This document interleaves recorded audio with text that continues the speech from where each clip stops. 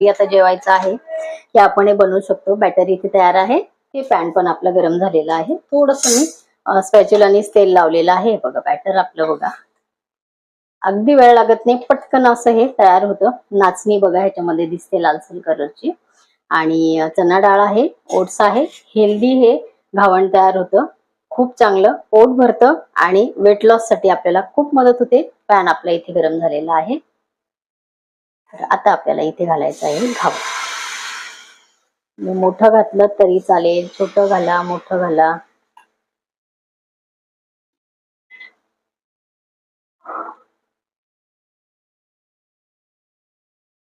Pan आपला cross केल्यानंतर सगळीकडे आपलं हे संपूर्ण पॅन भर आपलं हे घालायला आहे. वरची बाजू संपूर्ण आपली घावणची सुकलेली आहे. तर मोठा आपण हा घावण केलेला आहे. तर आता आपल्याला